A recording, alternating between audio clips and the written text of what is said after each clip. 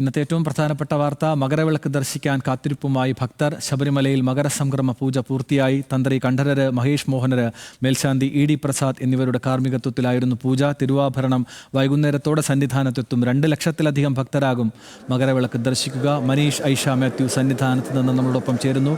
മനീഷ്, എല്ലാ മണിക്കൂറിലും നമ്മൾ സന്നിധാനത്തു നിന്നുള്ള അപ്ഡേറ്റുകൾ ഭക്തരെ അറിയിക്കുന്നു. എന്താണ് പുതിയ വിശേഷങ്ങൾ, പൂജാക്രമങ്ങളൊക്കെ?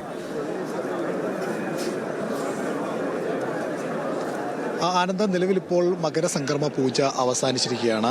തന്ത്രി കണ്ഠരര് മോഹനരുടെ നേതൃത്വത്തിലും മോഹനരുടെയും അതുപോലെ തന്നെ മേൽശാന്തി ഇ.ഡി. പ്രസാദിന്റെ നേതൃത്വത്തിൽ കാർമ്മികത്വത്തിലായിരുന്നു ഈ ഒരു പൂജ. എന്തായാലും ഇനി കാത്തിരിക്കുന്നത് മകരവിളക്ക് ദർശനത്തിന് വേണ്ടിയാണ്. തിരുവാഭരണം ഏകദേശം 6:20 ഇവിടെ സന്നിധാനത്തേക്ക് എത്തും. അതിനുശേഷമായിരിക്കും മകരവിളക്ക് ദർശനം ഉണ്ടാവുക. അതായത് സംക്രമ പൂജ എന്ന് പറയുമ്പോൾ സൂര്യൻ ധനുരാശിയിൽ നിന്ന് മകരം രാശിയിലേക്ക് കടക്കുന്ന സമയത്താണ് ഈ മകരസംക്രമ പൂജയും മകരസംക്രമ അഭിഷേകവും നടക്കുന്നത്. അതാണ് ഒരല്പസമയം മുമ്പ് ഏകദേശം 3:10 ഇവിടെ അവസാനിച്ചത്. കവടിയാർ കൊട്ടാരത്തിൽ നിന്ന് എത്തിക്കുന്ന നെയ്യ് ഉപയോഗിച്ചാണ് ഈ പൂജയിൽ അയ്യപ്പന് നെയ്യഭിഷേകം നടത്തുന്നത്. എന്തായാലും ആ ചടങ്ങുകളൊക്കെ തന്നെ പൂർത്തിയായി കഴിഞ്ഞു. മകരസംക്രമ പൂജ 3:10 ആരംഭിച്ചതിനു ശേഷം ഇതുമായി ബന്ധപ്പെട്ട് അത് പൂർത്തിയായി കഴിഞ്ഞിരിക്കുകയാണ്. ഇനിയിപ്പോൾ ഏവരും കാത്തിരിക്കുന്നത് ഈ ഒരു ദർശനത്തിന് വേണ്ടിയാണ്. അതായത് ഈ തിരുവാഭരണമെല്ലാം അണിയിച്ചുകൊണ്ടുള്ള അയ്യപ്പനെ കാണുന്നതിനുള്ള ദർശനത്തിന് വേണ്ടിയാണ്. അതിനൊപ്പം തന്നെ ഈ തിരുവാഭരണം എല്ലാം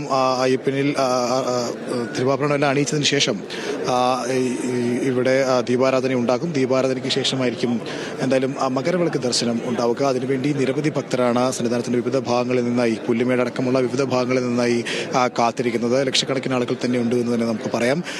ഇന്ന് ചില നിയന്ത്രണങ്ങളോട് കൂടി മാത്രമാണ് ഭക്തരെ ഇവിടേക്ക് പ്രവേശിപ്പിച്ചത്. പ്രത്യേകിച്ച് 35,000 പേർക്ക് മാത്രമായിരുന്നു പ്രവേശനം ഉണ്ടായിരുന്നത്. 30,000 പേർക്ക് വിർച്വൽ ക്യൂ വഴിയും അതുപോലെ തന്നെ 5,000 പേര് സ്പോട്ട് ബുക്കിംഗ് വഴിയുമാണ് ഇവിടേക്ക് എത്തിയത്. അങ്ങനെ നിയന്ത്രണങ്ങളൊക്കെ ഉണ്ടെങ്കിൽ പോലും കഴിഞ്ഞ ഏതാനും ദിവസങ്ങളിലായി ഇവിടെ വന്ന് തമ്പടിക്കുന്നവരുടെ കണക്കുകളൊക്കെ എടുക്കുമ്പോൾ അത് ഏകദേശം 2 ലക്ഷത്തോളം വരുന്ന ആളുകൾ ഇപ്പോൾ തന്നെ സന്നിധാനത്തിന്റെ വിവിധ ഭാഗങ്ങളിലായി മകരജ്യോതി ദർശനത്തിന് വേണ്ടി കാത്തിരിക്കുന്നു എന്നുള്ളതാണ്. പല ഭാഗങ്ങളിൽ നിന്നാൽ മകരജ്യോതി ദർശനം ഇവിടെ വ്യക്തമായി കാണാൻ കഴിയുന്ന സ്ഥലങ്ങളുണ്ട് സന്നിധാനത്ത്. അവിടെയൊക്കെ തന്നെ എല്ലാവരും കാത്തിരിക്കുകയാണ്. ഇപ്പോൾ ഈ തിരുവാഭരണം സ്വീകരണത്തിന് വേണ്ടിയുള്ള ഒരുക്കങ്ങളൊക്കെയാണ് പുരോഗമിച്ചുകൊണ്ടിരിക്കുന്നത്. തിരുവാഭരണവുമായി എത്തുന്ന സംഘത്തെ സ്വീകരിക്കുന്നതിന് വേണ്ടിയുള്ള ഒരുക്കങ്ങൾ, അത് പുഷ്പം കൊണ്ടാണെങ്കിലുള്ള തരത്തിലേക്കുള്ള ഒരുക്കങ്ങളൊക്കെയാണ് ഇപ്പോൾ ഇവിടെ പുരോഗമിച്ചുകൊണ്ടിരിക്കുന്നത്. ഏകദേശം 6:20 തന്നെ ഇവിടെ തിരുവാഭരണവുമായുള്ള സംഘം എത്തുമെന്നുള്ളതാണ് നമുക്ക് മനസ്സിലാക്കാൻ കഴിയുന്നത്. 5:30 അവർ ശബരിപീഠത്തിലെത്തുക. ശബരിപീഠത്തിലെ ചടങ്ങുകൾ പൂർത്തിയാക്കിയതിനു ശേഷം 18-ാം പടി വഴി ഇവിടേക്ക് എത്തും. ആ സംഘത്തെ തന്ത്രിയും അതുപോലെ തന്നെ മേൽശാന്തി ചേർന്നായിരിക്കും സ്വീകരിക്കുക. പിന്നീട് ഇത് അയ്യപ്പനിൽ അണിയിക്കും. അങ്ങനെ ഉള്ള, അതായത് സർവ്വവിഭൂഷിയായിട്ടുള്ള അയ്യപ്പൻ ഈ തിരുവാഭരണങ്ങളെല്ലാം അണിയിച്ചുകൊണ്ടുള്ള അയ്യപ്പന്റെ ദർശനമാണ് പിന്നീടുള്ള ഏറ്റവും വലിയ പ്രത്യേകത എന്ന് പറയുന്നത്. അതങ്ങനെ നടയടയ്ക്കുന്നതുവരെ, അതായത് ഈ മകരവിളക്ക് പൂജക്കാലം അവസാനിക്കുന്നതുവരെ അത്തരത്തിൽ ഈ തിരുവാഭരണം അണിയിച്ച അയ്യപ്പനെ ആയിരിക്കും ഭക്തർക്ക് ദർശിക്കാൻ കഴിയുക. ആ ദർശനത്തിന് വേണ്ടി മാത്രം എത്തുന്ന അനേകായിരം ആളുകൾ, 10,000-കണക്കിന് ആളുകളുണ്ട്. എന്തായാലും ഏറെ കാലമായി, ഒരു വർഷത്തിന്റെ മുഴുവൻ കാത്തിരിപ്പാണ് ഈ മകരവിളക്ക് ദർശനം എന്ന് പറയുന്നത്. അതിനുവേണ്ടി ഏറെ നാളുകളായി തന്നെ ഇവിടെ പലരും കാത്തിരിക്കുന്നു. ഇവിടെ പർണശാലകൾ തീർത്ത, പർണശാലകൾ എന്ന് പറയുമ്പോൾ നമ്മൾ ഈ ഇലകൾ കൊണ്ട് നിർമ്മിച്ച കുടിലുകൾക്കാണ് പർണശാല എന്ന് പറയുക. അത് പരമ്പരാഗത തരത്തിലാണ് നിർമ്മിക്കുന്നത്. അതങ്ങനെ തന്നെ പരമ്പരാഗത തരത്തിൽ ഈ പർണശാലകൾ നിർമ്മിച്ച് അതിനോടൊപ്പം തന്നെ ഷെഡും അതുപോലെ ടെന്റുകളുമൊക്കെയായി സർവ്വസജ്ജീകരണവുമായിട്ടാണ് ഇവിടെ അയ്യപ്പ ഭക്തർ ഈ ദർശനത്തിന് വേണ്ടി കാത്തു നിൽക്കുന്നത്. അല്ലെങ്കിൽ കഴിഞ്ഞ ഏതാനും ദിവസങ്ങളിലേക്ക് അവർ ഇത്തരത്തിലുള്ള സജ്ജീകരണങ്ങളോടെയാണ് സന്നിധാനത്ത് തമ്പടിച്ചിട്ടുള്ളത്.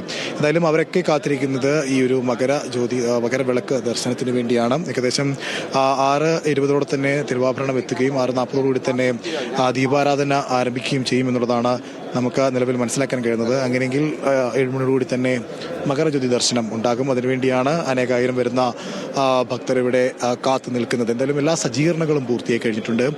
തിരക്ക് ഉണ്ടാകാതിരിക്കുന്നതിനും തിരക്ക് നിയന്ത്രിക്കുന്നതിനും അതുപോലെ തന്നെ പരാതികളില്ലാതെ എല്ലാവർക്കും ദർശനം ഒരുക്കുന്നതിന് വേണ്ടിയുള്ള നടപടിക്രമങ്ങളൊക്കെ തന്നെ പോലീസിന്റെ ഭാഗത്തു നിന്നാണെങ്കിലും പൂർത്തീകരിച്ചിട്ടുണ്ട്. അതിന് പ്രത്യേകം സേനയൊക്കെ വിന്യസിച്ചാണ് ഇത്തരത്തിൽ സുരക്ഷാ ക്രമീകരണങ്ങളൊക്കെ സജ്ജീകരിച്ചിരിക്കുന്നത്.